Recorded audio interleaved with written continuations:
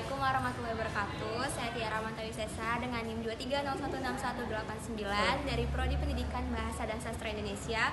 Kali ini saya berada di SMK Negeri 2 Kota Padang akan mewawancarai guru BK.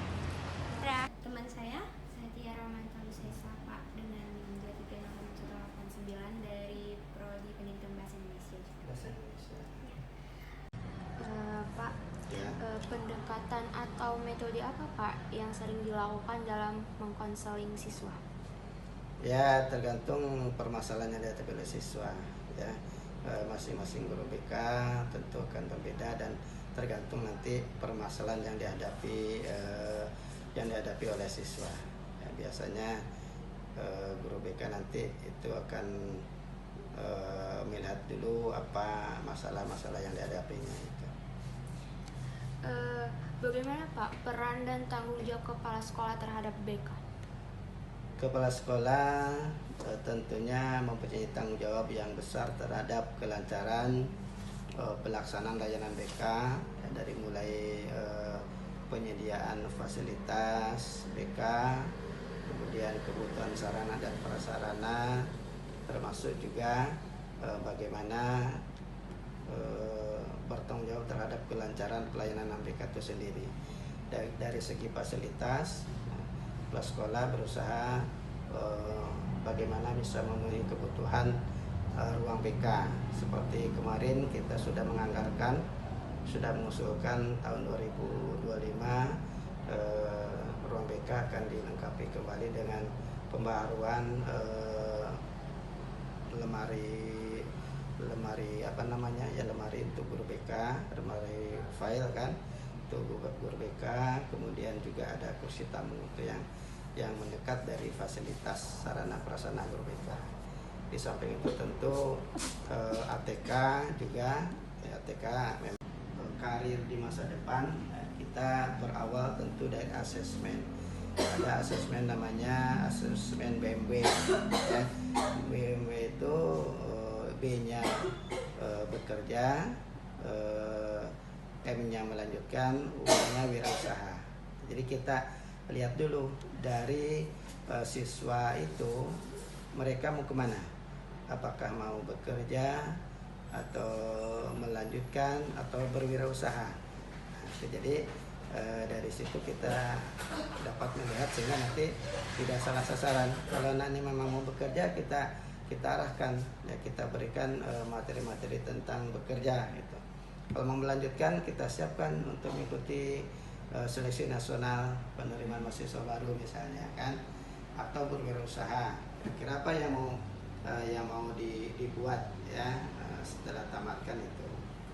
Jadi yang jelas diawali dengan asesmen asesmen BMW tadi.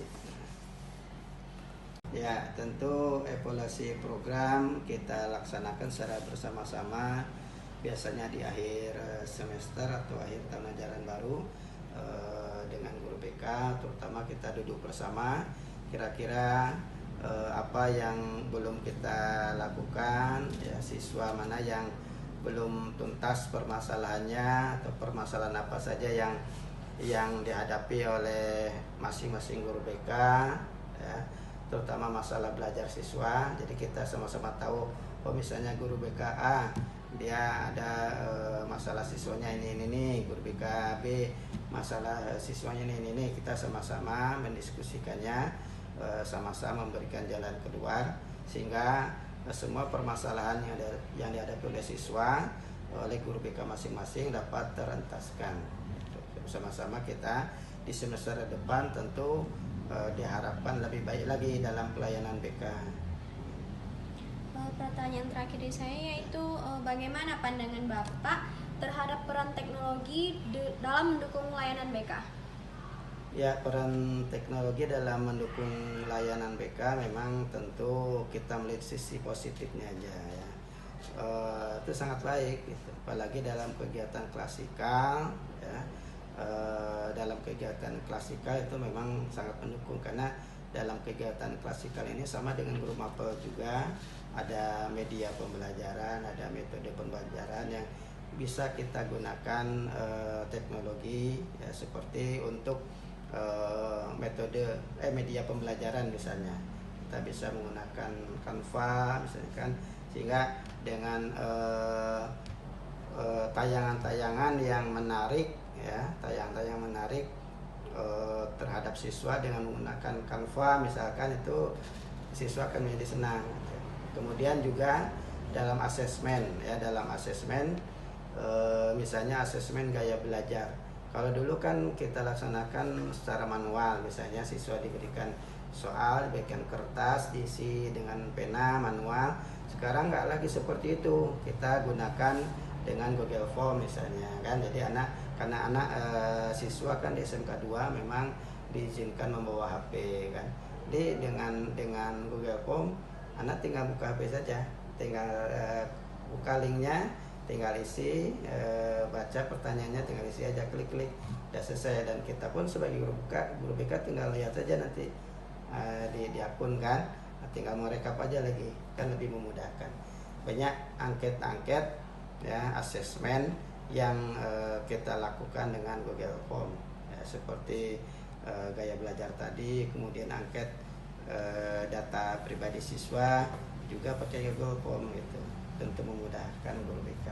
Itu adalah salah satu memanfaatkan teknologi dalam pelayanan BK. Mungkin itu saja Pak pertanyaan yang saya ajukan. Terima kasih ya Pak telah membantu tugas sama-sama. akhir kami. Rumah kita. Ada lagi? Dari kami Bu. Iya Pak. Menurut bagaimana Bu pelayanan BK di SMK? Pelayanan itu kan sesuai dengan apa yang dibutuhkan. Misalnya kalau BK ini kan ada beberapa layanan, termasuk konseling individual. Nah kalau konseling individual atau konseling perorangan itu kan siswa-siswa yang bermasalah. Siswa bermasalah ini bisa kita dapatkan dari asesmen. Jadi awal tahun sebelum tahun ajaran baru itu kan untuk membuat program guru BK itu melakukan asesmen. Asesmen itu ada kalau kelas 10 asesmen. Asesmen itu kan kayak angket biodata siswa. Kita tentu harus mengenal siswa kita, gaya belajar untuk kelas 2. Terus yang ketiganya BMW, artinya dia memilih bekerja, wirausaha atau bekerja atau kuliah, kan 3 pilihannya. Tapi semuanya itu ada juga asesmen AUM namanya di BK, alat ungkap masalah. Jadi kita melihat masalah siswa yang kita bina itu dari asesmen itu. Wah siswa ini bermasalah di alat ungkap masalahnya, terlihat karena dia yang mengisi kan real itu. Ini siswa ini tidak suka si guru yang ini, atau siswa ini lemah dalam belajar, atau siswa ini tidak semangat. Jadi kita nampak di situ. Nah walaupun dari asesmen siswa yang bermasalah itu ada 2, bisa dia datang sendiri atau bisa yang kita panggil. Kita panggil itu atas dasar asesmen, bisa atas dasar informasi dari mapel atau kedisiplinan atau walas atau apa. Ini anak ini perlu dibina, lebih prioritaskan karena ada permasalahan tentang keluarganya ini. Jadi berbagai macam cara siswa itu untuk konseling individual. Itu kan intinya tuh BK kan konseling individual. Walaupun sebenarnya banyak layanan lain seperti layanan informasi. Layanan informasi itu berupa klasikal, layanan dasar kan. Jadi itu kita ke kelas memberikan informasi tentang misalnya LGBT, bullying atau dan lain sebagainya. Tapi kalau konseling individual khusus siswa yang bermasalah, jadi itu kan secara perorangan. Yang secara kelompoknya juga ada itu bimbingan kelompok, konseling kelompok yang hanya beberapa orang membahas satu masalah, itu masuk layanan BK juga. Nah dari yang individual perorangan tadi yang datangnya cara bermacam-macam, kita lihat masalah lewat asesmen tadi. Terus dia datang sendiri, informasi dari pihak-pihak sekolah yang terkait. Kalau boleh tahu Bu, berapa jumlah guru BK yang ada? Kalau jumlah guru BK 9. Jadi di sini kan 43 rombel, terdiri dari 6 jurusan. Jurusannya macam-macam kan, pemasaran, perkantoran, TKJ, RPL. Jadi ada 6 jurusan nanti. Jumlah siswanya 1.500 lah lebih kurang. Jadi masing-masing guru BK tuh sekarang kan rombel nih 43, kita ada 9 orang. Jadi 8 orang guru BK dapat 55 lokal yang siswa dibinanya. Yang kalau apa namanya tuh idealnya kan 150 lebih itu satu guru BK. Ya karena ada sekitar 9 orang berarti 3 lokal untuk 1 orang guru BK, selebihnya 5 lokal. Berarti terpenuhi Bu jumlah guru BK yang ada di SMK ini? Terpenuhi. Apa saja Bu fasilitas yang ada di ruangan BK? Fasilitas bisa dilihat, kita ada ruang konseling 2, sebenarnya 1 dijadikan ruang sholat, kamar mandi ada, alhamdulillah, ada AC juga 2 biar siswa nyaman, ada ruang rapat konferensi kasus, ada dispenser kan bisa dilihat. Jadi alhamdulillah kalau dari segi fasilitas ada, cuman ada mungkin ada harusnya ada tambahan beberapa lemari untuk file data siswa gitu. Bu, Itu akan diadakan anggaran 2025 besok ini, tambah lemari sama kursi tamu. Apa sering terjadi Bu kesalahpahaman antara setiap siswa yang masuk ke ruang BK ini dipikir siswa cuman siswa yang bermasalah aja gitu? Itu kan anggapan siswa kadang-kala memang mungkin dari, apalagi dia dari SMP-nya, asumsinya kan itu BK itu polisi sekolah, orang bermasalah aja. Jadi kalau kita tanam sosialisasikan dari kelas 10, mungkin awal-awalnya iya ada, tapi akhirnya nggak ada lagi biasanya itu.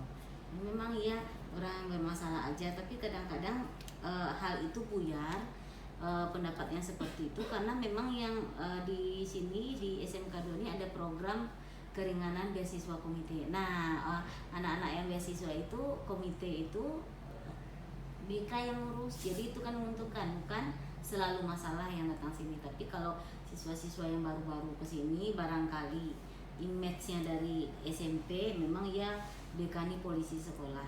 Namun sampai sekarang mungkin ada beberapa yang banyak dilihatnya orang bermasalah masuk BK, tapi dia setelah masuk BK, insya Allah hal-hal itu tidak ada pendapatnya seperti itu lagi. Ada lagi? Ada lagi, rombel sekolah sudah, guru BK-nya sudah, jumlah siswanya sudah, karakter orang itu mempelajari EI lah, emotional intelligence itu menerapkannya itu lebih baik. Kalau kita nak sering nasihatkan Iya.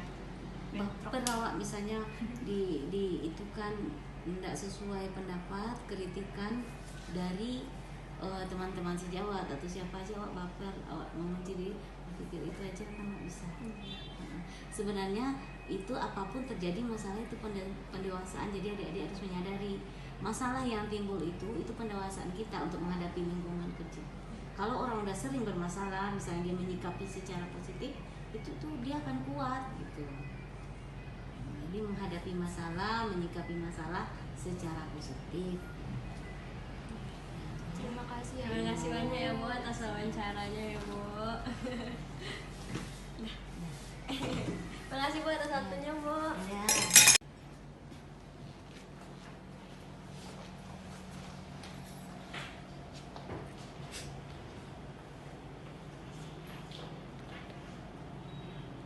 Iya.